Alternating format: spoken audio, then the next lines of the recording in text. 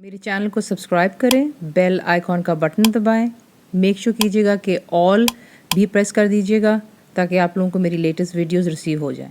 अस्सलाम वालेकुम जी, आज आप लोगों के लिए बनाने जा रहे हैं एक बहुत ही मज़ेदार आलू के कबाब। तो इसका नाम है आलू चटनी कबाब। चीज़ें आपको चाहिए, आलू आप लेंगे, छीलेंगे, बॉयल करेंगे और आपने इसको जो है मैश कर लेना है। तो ये वो हो गया। उसके बाद जो आपको बेसिकली उसकी जो हमने चटनी बनानी है उसके लिए आपको चाहिए इमली का गूदा, यानी कि इमली का पल्प, टैमरिंड जिसे कहा जाता है। आप उसे पानी में डालेंगे और अच्छी तरह हाथों से मसल कर आपने जो है उसका पल्प निकाल लेना है। तो ये हो गया इमली का गूदा। ये आपको रेडीमेड भी मिल जाता है, मैं आपको बताना चाहूँगी। अब तो आपकी लाइफ भी आसान हो गई है, काफ़ी किस्म की इमलियाँ आ गई हुई हैं। लिक्विड में भी आपको मिल जाती है, मीठी भी मिल जाती है और सीडलेस भी अब तो आ रही है, ठीक है ना। तो ये जो है ये मैं आप इस तरह की रेडीमेड भी ले सकते हैं। नमक हो गया, सॉल्ट। उसको आपको चाहिए नारियल का पाउडर, यानी कि कोकोनट मिल्क पाउडर जो होता है वो इस्तेमाल करेंगे इसमें। और इसमें जाएगा अनारदाना। ये खुश्क होता है, इसे जैसे वॉश कर लीजिए कि उस पर काफ़ी मट्टी सी होती है। तो ये वो हो गया।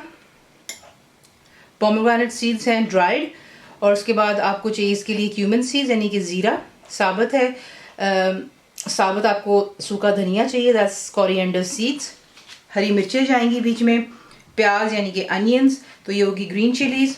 आलू आपको बता दिए। और इसको जो हमने इसका जो बैटर बनाना है उसके लिए आपको चाहिए होगा यहाँ पे पानी, कॉर्नफ्लावर, बेसन, दैट्स ग्राम फ्लावर, और पिसी हुई लाल मिर्च, दैट्स रेड चिली पाउडर।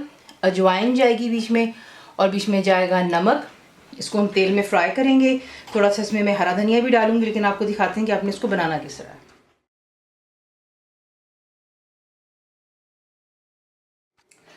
आप एक छोटा सा चॉपर ले लीजिएगा, उसमें आप डालेंगे तमाम जो मसाले आपको दिखाए थे। तो धनिया चला गया, ये हो गया ज़ीरा, अनारदाना,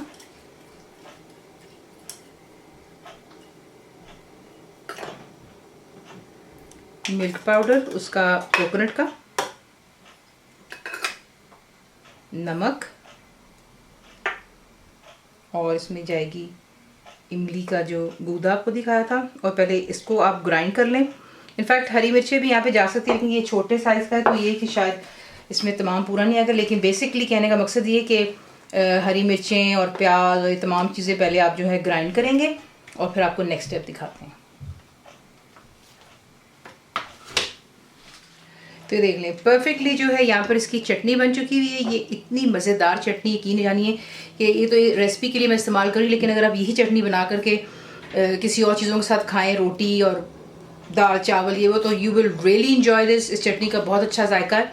तो ये कि ये चटनी मैं अब ऐड करूँगी मैश पोटैटो के अंदर में जो आलू हमने किए हैं। लेकिन इससे पहले थोड़ा सा मैं यहाँ पर डालूँगी इसमें हरा धनिया, बिल्कुल थोड़ा सा डाल रही हूँ। ये देख लें मैं फ्रोज़न इस्तेमाल करती हूँ। और उसके बाद जो है चटनी ऐड करते हैं और फिर आपको दिखाते हैं। बीच में चटनी डाल लेने के बाद अब आपने इसको अच्छी तरह तमाम चीज़ों को मिक्स करना है। और ये बन गए हमारे आलू चटनी के साथ। और फिर इसके बाद जो इसका हम बैटर बनाएंगे, इसलिए इसका नाम जो है इन कबाब का यही है कि आलू चटनी कबाब, क्योंकि जो आलू का मिक्सचर होता है इसमें जो मसाले होते हैं वो बेसिकली एक चटनी बना करके डाले जाते हैं। तो इसी के से आप जो है इसको तैयार कर लेते हैं और फिर इसके बाद इसका बैटर बनाते हैं और फिर इसको हम करते हैं फ्राई और फिर गर्मा गर्म रोटी पर इसको आप करेंगे सर्व। तो इसको पहले मिक्स कर लें। अब आपने जो है बेसिकली इसका बैटर बनाना है। इसके लिए एक बोल में आप डालेंगे बेसन, कॉर्नफ्लावर, नमक, पिसी हुई लाल मिर्च और जो अजवाइन है उसे आप थोड़ा सा हाथ से मसल कर डालेंगे ताकि उसका जो जायका है इक्वली बैटर में आएगा। तो ये अजवाइन चली गई।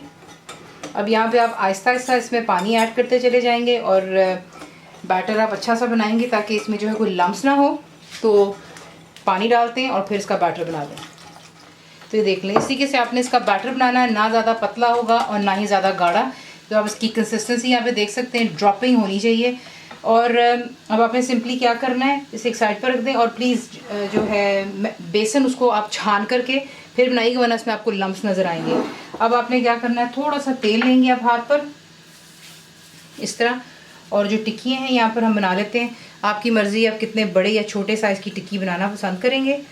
इसको आप डीप फ्राई कर सकते हैं, शैलो फ्राई भी कर सकते हैं, तो मैं इसको शैलो फ्राई करूँगी। हल्का सा इसको दबाव देंगे, साइड्स पर मेक श्योर कीजिए कोई क्रैक्स ना हो। इसी से इसको बनाकर एक साइड पर इकट्ठा कर लेते हैं और फिर जो है इन्हें फ्राई करते हैं। जैसे ही आप देखेंगे तेल गर्म हो चुका है फ्राइंग पैन में, अब आपने जो है एक एक कर कर आप टिक्की को उठाएंगे और इस बनाए हुए बैटर में आपने इसको डिप करना है अच्छी तरह। और उसके बाद इसे आप निकाल करके गर्म तेल में डालते चले जाएंगे और हाई फ्लेम पे आपने इसको जो है कुक करना है, ताकि अच्छे से बेसन भी इसमें हो जाएगा। आलू आपको पता है ऑलरेडी कुकड हैं, तो कोई इसमें इतनी खास देर नहीं लगेगी, सिर्फ बेसन ही इसका ऊपर फ्राई अप होना अच्छी तरह। जैसे ही गोल्डन हो जाएंगी दोनों साइड्स पर से आप इसे निकालेंगे, पेपर टॉवल या टिश्यू पर रखकर एक्स्ट्रा ऑयल रिमूव कीजिएगा और फिर इसे हम डिश आउट करते हैं। तो ये देख लीजिए, इस तरीके से आप इसको बनाते हैं। और यहाँ पर मैं आपको ये ज़रूर कहना चाहूँगी कि अगर आप चाहते हैं कि इसका जो बैटर थोड़ा गाढ़ा हो, दैट्स कम्प्लीटली योर चॉइस।